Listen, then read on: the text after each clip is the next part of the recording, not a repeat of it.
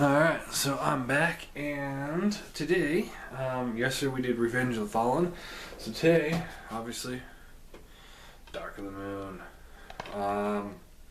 So this was the third, and at the time, supposed to be the final part of the Michael Bay Transformers trilogy, and I think they went out on a pretty good high note.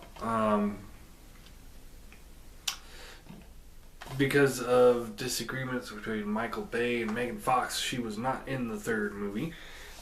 They replaced her with another eye candy person. And she was a good actress for her role in it. She's no Scarlett Johansson, who both is eye candy and can act and kick some major ass. Come on. We all saw her in Iron Man 2 and in Avengers as Black Widow. Girl can act and girl can fight. That was awesome. I really enjoyed it. Anyway, that's not the case here.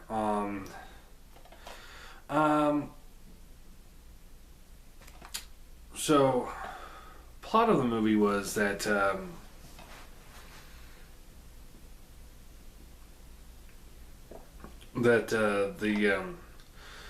the whole basis behind the space race was to get to the moon because a UFO had landed there. Turns out it was Sentinel Prime in an Autobot shuttle. I believe they actually called it the Ark, but I'm not 100% on that. I haven't watched it in a little while, or not the beginning section of it. I always seem to. It's on TV right now, so every now and then I'll if it's on and there's nothing else on, I'll turn it on and end up watching the last 30-40 minutes of it. But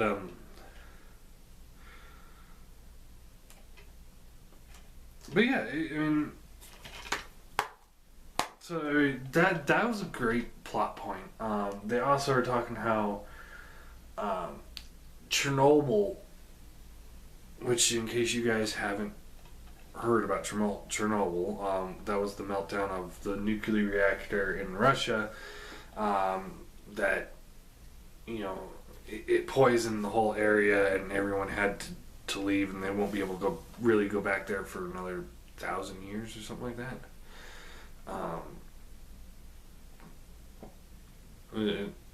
I've always had great interest in Chernobyl. I think that's a great example of man's limitation on technology, and never to get too cocky when trying to harness something you don't fully understand, like nuclear.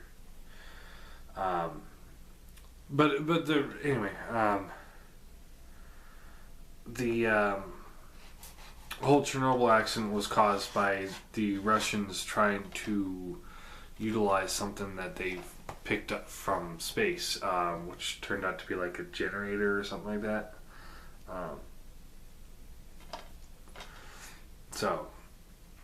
That's essentially the main plot that I can give away without giving away the movie, because this one actually has some twist in it, and I don't want to give that away in case you guys have not seen this. So they're investigating what happened.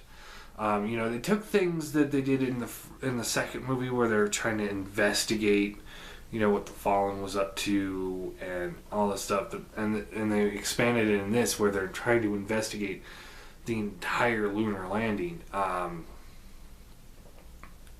and pretty much everything that had to do with the human lifespan for the last 100 years, just about. And I thought that was pretty cool. So let's go into for rating. I give this one I give it a 10 out of 10. I thought this was the best of the movie. There are a couple parts in it that were a little slow, but the second half of the movie is so awesome that it makes up for it. This is this is what I was looking forward to when I first heard the Transformers were going to the big screen. Something like this. And I wish the first two had this, but it built up to this. This is the best of the trilogy, I felt. I thought it really did a good job of, this one's good, this one's better, this one is fucking amazing. And Optimus Prime carries on the tradition of being a badass in this one. He doesn't go back to being a wimp. So, anyway. Spoilers. Let's go into spoilers. So,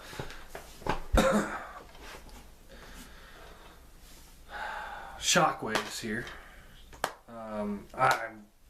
That was one thing I was a little disappointed in the movie, was they built Shockwave up to be the big bad guy, but he wasn't.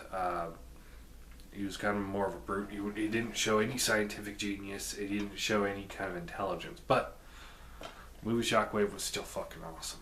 I bought that toy. I still have it. I think I still have it somewhere. Maybe not. So that was awesome.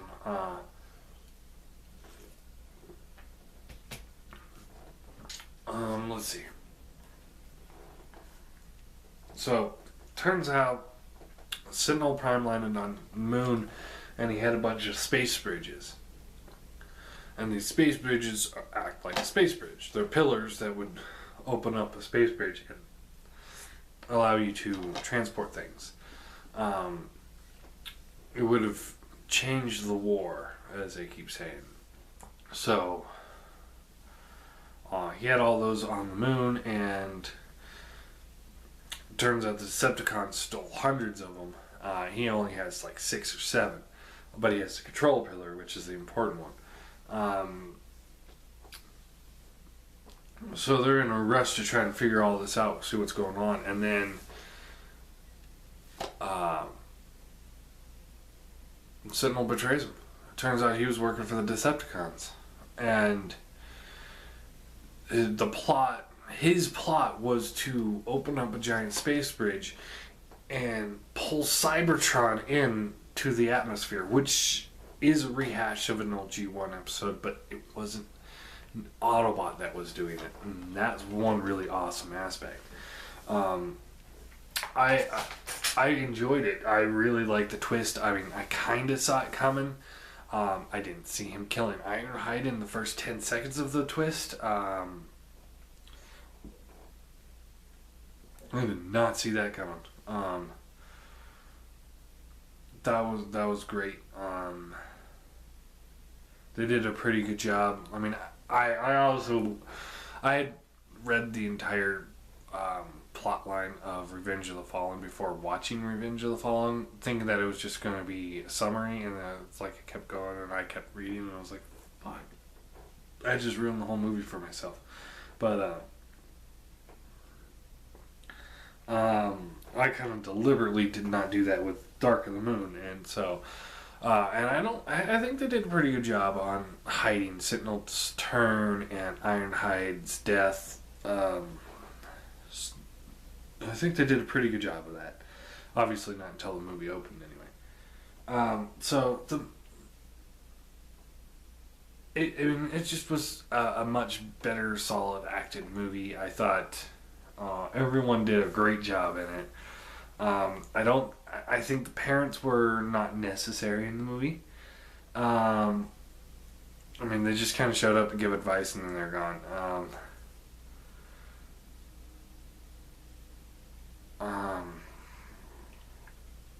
But for the most part, it wasn't. I mean, there's not too much to complain about.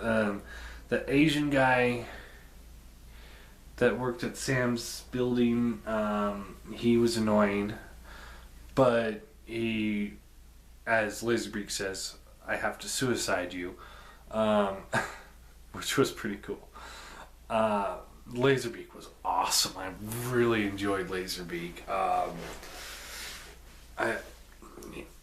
I'm okay with him talking. Soundwave. Turns out Soundwave and Laserbeak had been on Earth for probably since the beginning of time. for us anyway, and it seems like they've been controlling all these things behind the scenes. Because clearly somebody had to be in charge back during this lunar landing, and I'm pretty sure it was Soundwave. That's what the kind of led me to believe anyway. So that was awesome. I really, really liked that.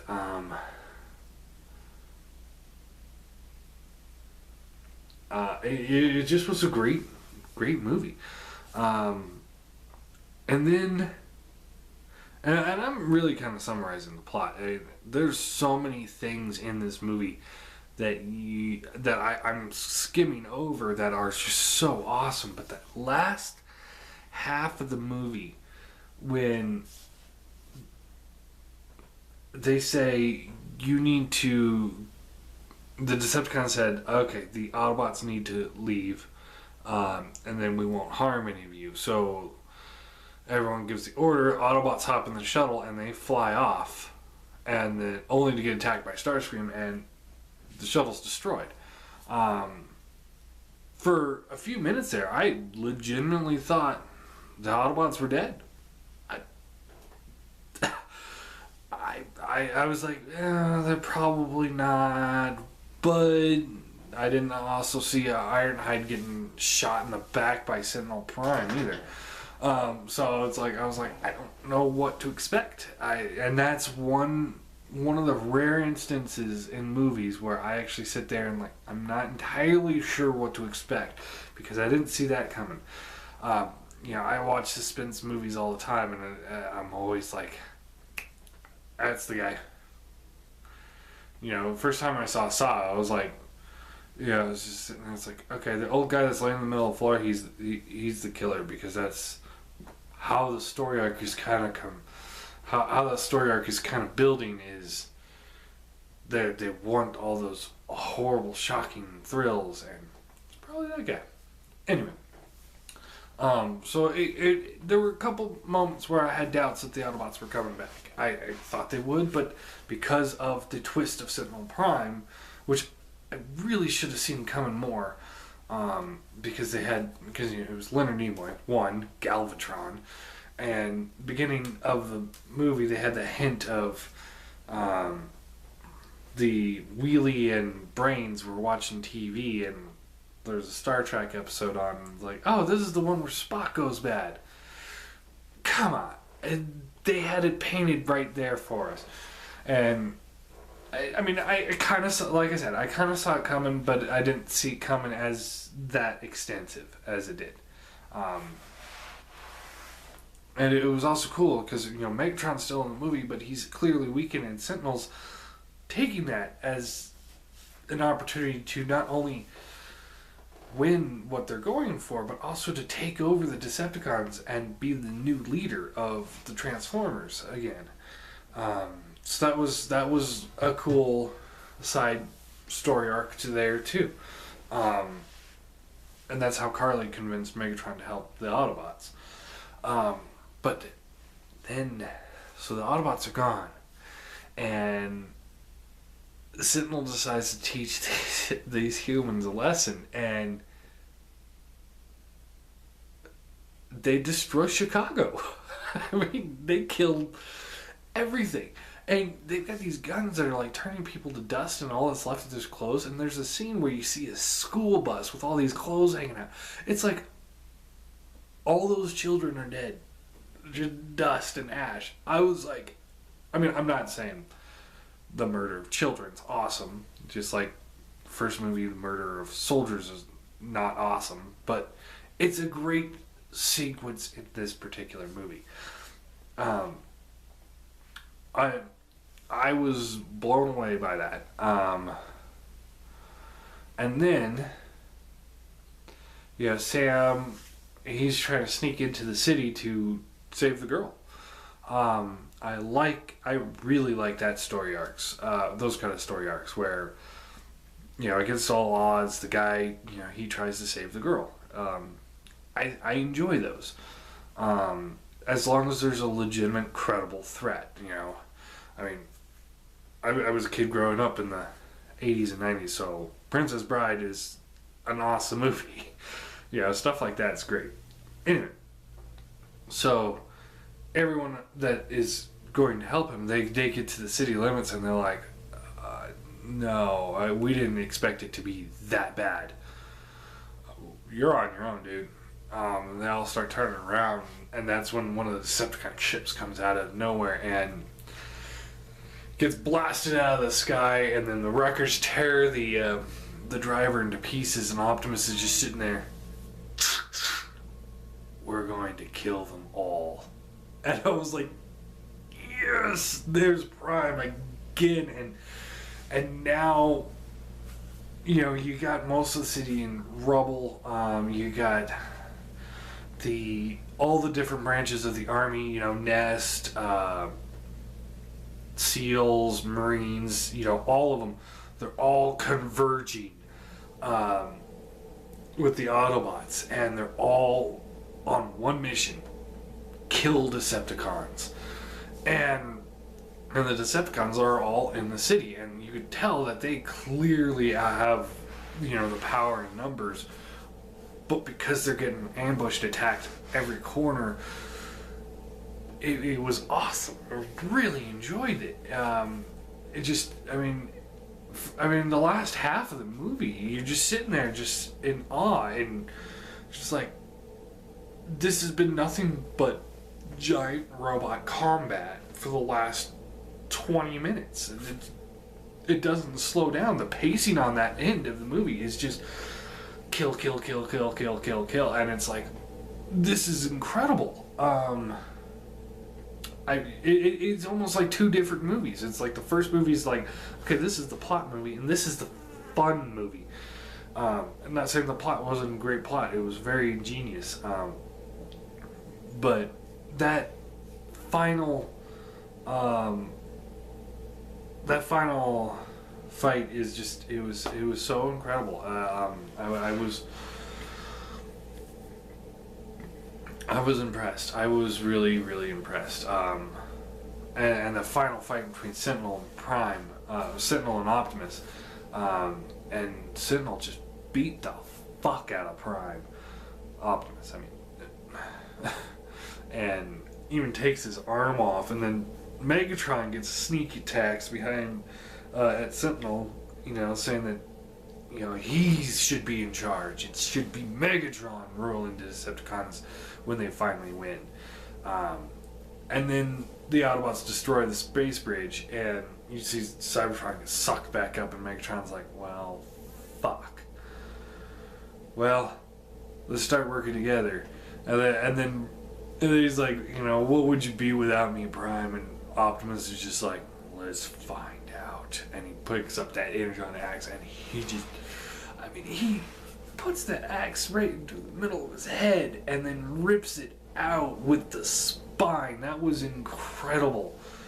And then he proceeds to grab the shotgun that Megatron was using and execute Sentinel Prime. And then the movie ends very abruptly after that, but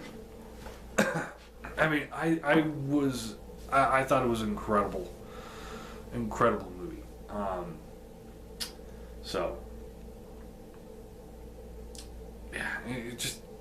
I really enjoyed it. I highly, highly recommend. You can't really watch this one without watching like the last 20 minutes of the first movie, just because that's the only really fun part. Revenge of the Fallen, and then Dark of the Moon. I do recommend the entire trilogy. Dark